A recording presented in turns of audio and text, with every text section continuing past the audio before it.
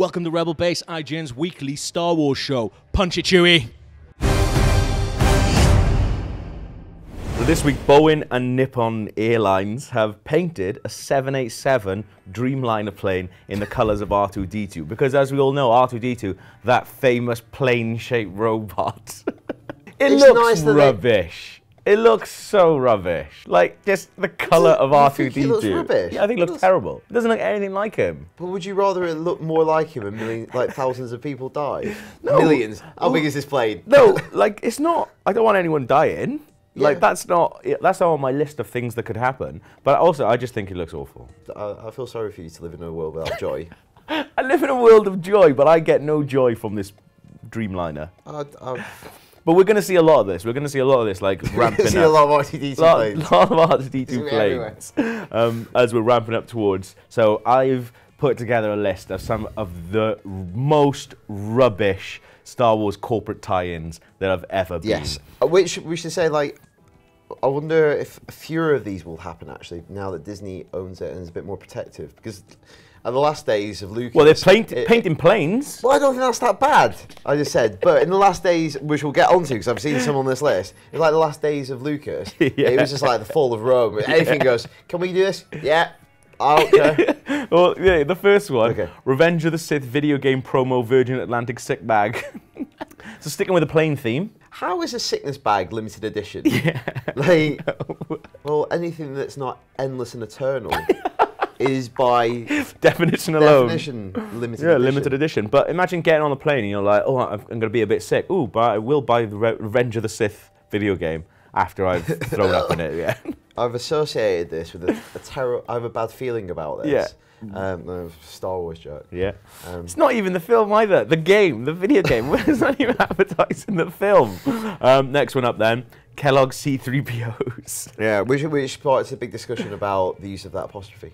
Yes, we And did. It is correct. It's correct, if yeah. The cereal belongs to C3PO. And it does, yeah. So it came out in 1984 for Return of the Jedi, and the taste is a cross between honeycomb and Apple Jacks. I don't know what Apple Jacks is. It's an American thing, American isn't it? thing. I'm assuming Apple. I like the quote. This unique double O shape gives you 2 crunches in every bite, a unique experience in all the galaxy. What does that mean? I don't know, but like you could journey through the entirety of the galaxy. You can see things you couldn't even dream of. Yeah. But double crunch in every mouthful. Yeah. The other quote that's on the box is, C-3POs has an incredible taste, plus all the excitement and fun of Star Wars.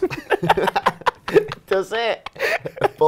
Imagine eating a bowl of cereal Like, and going, that was comparable to watching Star Wars. Yeah. Like, they look really disgusting as well. I mean, they look like sort of dried up alien heads. Also, I don't like the phraseology. C-3POs has an incredible taste. It's like you're eating something with C-3PO. What are they? Yeah. Like his bolts? I guess so. Don't know.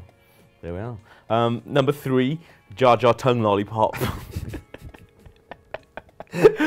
And you have a theory that this is based on the bit where Qui-Gon kind of just pulls his tongue a bit. Pulls his tongue a bit, yeah. Do you reckon like somebody in the marketing department is watching like a rush of the movie going, something in that? Yeah. Something in that? God, yeah, we'll make it. It looks disgusting. What if it was the other way around? Not I'm suggesting it was. Imagine like, we've developed this tongue, can we do that? Sure. Yeah. Invent a character around it. I found a video on YouTube of like some YouTuber who managed to get one, and it looks like herpes. It looks like the tongue's got herpes all over it, and it's just they're giving it out to little kids to lick. It's so it's grim. It's really, really grim. What were you searching? Well, who knows, isn't there? But that was pretty disgusting. Right. Number 4. This is the one that I was referring to. I hate it so much. The end days, when you saw this, it was just like, how is this happening? Yoda Vodafone adverts. Yeah. I don't know if they ran internationally. I don't think so. But there were a lot. They were used heavily. Because you got to think that's a lot of money to like fork out to get Yoda to represent your mobile phone network. Also, because it's like CGI Yoda, it looks like the Yoda from. It literally looks like the Yoda from the films. Yeah, and you see this quite a lot. I don't know if you get this elsewhere, but like in the UK, people do pay a lot of money to get. Like at the moment, there's Inside Out Sky TV adverts. Really? Where they've presumably Pixar have given someone the assets. Weird if someone at Pixar has to make it. Yeah. But like an animation based around Inside Out watching Sky TV. That's weird. So it's a similar sort of thing, but It's really strange. But, I mean, the adverts are terrible as well. So it's like a guy and a girl on a date in one of them, and they're at a Japanese restaurant. And oh, no. I remember this one. Yeah, and he's, like, moving stuff around and helping him out with a date. And then at the end, the girl goes, I wonder if he tastes like wasabi. What does that mean? I wonder if he tastes like wasabi. Is he going to nosh off Yoda? That's just so weird. Like, it's just, they're just rubbish. They're just really rubbish. And like, is he licking Yoda? At one point, they were like, they were doing this thing. I can't remember what they were called, but it was basically like, you know, when you go to the like Apple Store and you get the Geniuses. Vodafone had their own versions of that, and it was fronted by Yoda. So the idea was that Yoda knows all. So if there's something wrong with your phone, Yoda can fix it. But Yoda's not actually in store. No, I wouldn't have thought so. No, you got Saturdays off. Gotta look after the kids. Yeah. It's awful. Really, really bad. Another Yoda one. This was in America. Diet Pepsi, and it's just such a cheesy advert. So it's basically Yoda in a restaurant with a guy, and he's like doing the Jedi mind trick on him, saying, "No, you don't want your burger, you don't want your fries, you don't want that Diet Pepsi." And then the guy goes, "Actually, I want the Diet Pepsi." So Jedi mind trick works unless you're trying to take a Diet Pepsi off someone. And then it just can't work. And it can't work now. Why? Because Diet Pepsi's so good, I guess. Is that a plot point in the? Is that canon? No, it's legend status now.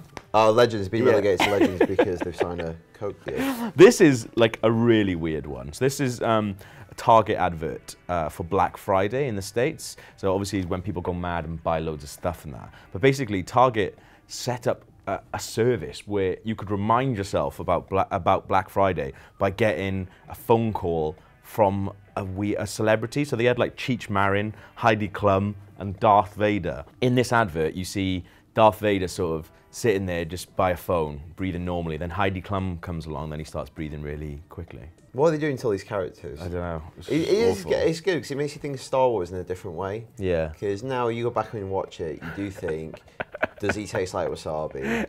And does he fancy Heidi Klum? Vader's a bit of a perv. Yeah. It's just really, really weird, but it's strange to see something that you love just being used like this. Like Yoda's the worst one, but like it's really strange seeing Darth Vader like perving over Heidi Klum. Who's saying all right to that?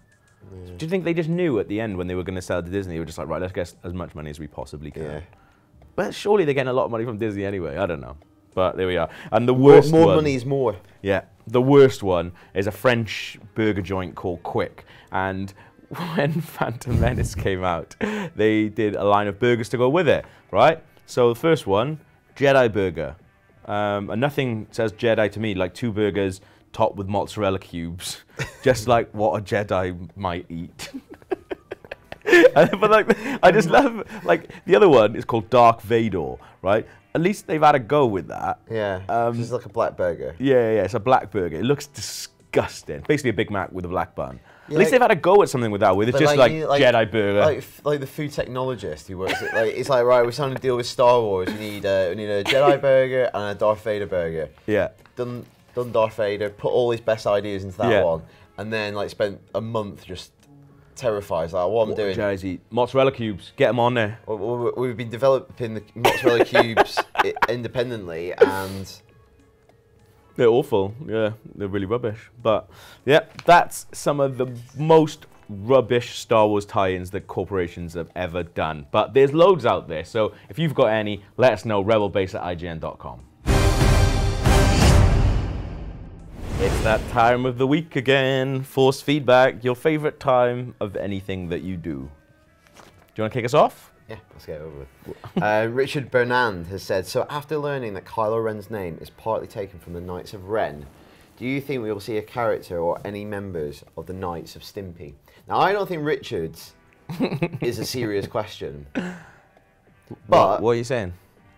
Well, I don't know. I feel like they would put Knights of Stimpy in the sequel. I think it's too soon to introduce the Knights of Stimpy. Like, you're already establishing the Knights of Ren. Too many characters. And then episode 9, the Knights of Stinky. Nice. That's 2 things that we've done this week where you've mentioned Stinky. On the podcast last week and now on this. Oh yeah, but if I mention Anna Karenina, nobody minds that. Langley M. Neely, all the way from Chicago, says, pronounced Chicago. with Force Friday come and gone, I wanted to know what Star Wars merchandise and memorabilia do you each own and still cherish? What did you own before Force Friday and what do you have now after Force Friday sales promotions? Toys, books, comics, games, etc. Well, we both bought BB-8s. Yeah, we had BB-8 madness. Yeah. I think we might have got one of the first couple in. We were the first in the UK to buy BB-8s. Yeah, because we were there attending as press. Yeah. But as people had been like in the shop, I was just edging closer and closer to the toys. Just like, yeah, it was a bit awkward because it was paparazzi press, and we were like, I'm not getting involved in that. It was like paparazzi who were just like, and because John Boyega and Daisy Ridley were there, and they were just like, guys, can you look at us? Guys, Daisy, John, over here, and we were just sort of standing going, should we just get these BB-8s? and then once like they started letting people in, yeah. I just went around started piling stuff up. Yeah. And then we went straight to the. Well, I've got a photo of you. I'll stick it up, like of you just holding all these boxes. Got them. We got them. It's amazing. When we were meant to be there for work, and the guy who sorted out us with like access and stuff like that, just seen us queuing up, and he was just like, "Oh, it's really good, guys. What, you buying them for work?" We were like, "Yeah, for work." Yeah, expensing these. I'm an expense. Yeah. But actually, what's my most prized Star Wars possession? I wear it pretty much every day, but I've got one of those like ridiculous Spark robes, like the big brown Jedi robes. It's so soft and it's so comfy, and I wear that all the time. That's probably my best one. I've got Luke Skywalker Adidas Hoth boots. Yeah. They're pretty good. I bought the Darth Vader jacket. That was really nice. But I wrecked it because I wore it like every day, so it's not good anymore. Yeah. There's actually an Adidas Star Wars like satin bomber jacket, and it looks cool, but I'm like, I don't know if I'm cool enough to pull that off. Probably not. Not really. The Wookiee one's really nice as well, but I'm definitely not cool enough to pull that off. Are you cool enough to pull off a Wookiee though? That's the question. We both know the answer to that. What's the next question? He snapped his bandolier. Aww. It doesn't mean anything. Doesn't mean anything. Come on. Charles Young. Evening, chaps. Very polite. One character that seems to have been completely forgotten or consciously hidden in all promotions and merchandise for The Force Awakens is that of Max von Sydow. There have been few spoilers about him and nothing mentioned officially. This could mean he's only playing a small character, but given the fact that he added to the cast list early and is a notable actor, I feel he must have a role of some gravitas. Yeah. I hope you could shed some light on this and speculate what he might be up to. It's weird, I completely forgot. It's interesting, isn't it? Yeah. Completely forgot he was involved. Yeah. Who is he? We just don't know anything. In my mind, because when he played Father Merrin, is it Merrin? In The Exorcist, they aged him up. Yeah. But I thought, like, you thought that's what he looked like. The makeup was really good. So I thought he was like 70 in the early 70s. You like he's like 140 now. He's eternal. Yeah. He's not limited edition. Yeah. Well, there's a shot, you know, the one from that like Asian TV spot, and there's a shot from the back of a bunch of people, and von Sydow is pretty tall, so I think he's in that somewhere. He's just like a good general or something like that. Yeah. I don't know. But yeah, it's interesting, isn't it? How like he just hasn't featured at all. Just a voice. But then kind of like Luke hasn't really. So yeah, but you want to keep that shot, what Luke looks like. Yeah. Now. But I don't know. Even though it's kind of leaked. We got Han and Chewie. Yeah, you gotta give people something. New trailer, maybe. Yeah, maybe. I don't know. There we go. It's from Chris Captures, who goes on a bit, but he says, could Kylo Ren possibly be the estranged son of Luke Skywalker? This would have the family connection that the franchise lean on so heavily. It would be an interesting reversal of the roles in the original trilogy, and it would be a great story point to conflict with Han and Leia's children. I recall the line that was said by the Kylo Ren figure, "That weapon is mine." Could this be, as you said, in reference to Finn using Anakin's lightsaber? While it has a nice symmetry to it. Yeah. Does it get to the point where it just gets a bit contrived doing it again? Yeah, maybe. I like the theory the other week where, like, the villain in this is the villain all along. Like, it's Darth Plagueis, and it's the guy behind everything. Yeah. I think that's a cool way to go. Like, they said we don't know some identities. I'm sure that will be a plot point. Yeah. But I feel like you could over-egg it, and it's like, oh, look at what happened in Episode 8 at the end. Like, what if Max being quick, like being cute and like smart with it, and then it just being like a bit like, all right. What if Max von Sydow is Darth Plagueis? Have you thought about that? You haven't, have you? And I think that maybe I've just come up with something. But there we are. That's Force Feedback this week. Thank you so much for sending those in. If you've got something you want us to answer or try and answer like we did just now, we didn't really answer. then let us know, rebelbase@ign.com. So the other week we got to play with all the Star Wars toys, and We did. while we were going around looking at all the new toys, the new lightsabers, because you've got that kind of mind, Yeah. like Jonathan Creek, Like Jonathan Creek. you started putting something together, which Yeah. I think is mental, but let's go for it. Well, so it's not mental. It's a really good theory about Kylo Ren, right? Okay. And it started for me when we picked up these things called the Blade Builders. Now, Blade Builders for lightsabers are like these crazy things where you can put add-ons and stuff like that on, so you can make like a really crazy lightsaber, like, you know, like 5 Like a big fists. rake. Yeah, like it's crazy, like a big rake basically. Or like you can have this big like half circle thing full of different lightsabers and that.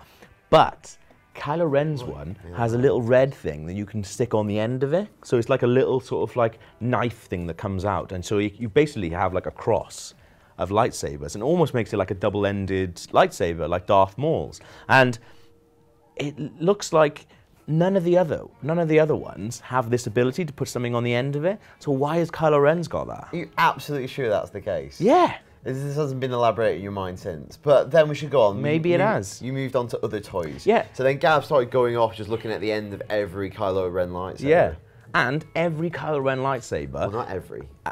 pretty much every Kylo Ren lightsaber This is where had a little red thing at the bottom that looked like, you know, if it came to it, it could ignite and come out. None of the other lightsabers had it.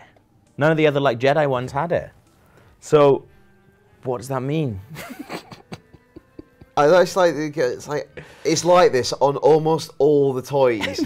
Like, it's not a good theory. If you're discounting examples that contradict your initial premise, But that's not good science. No, listen, because You can't ignore results that... Daniel, you're not listening.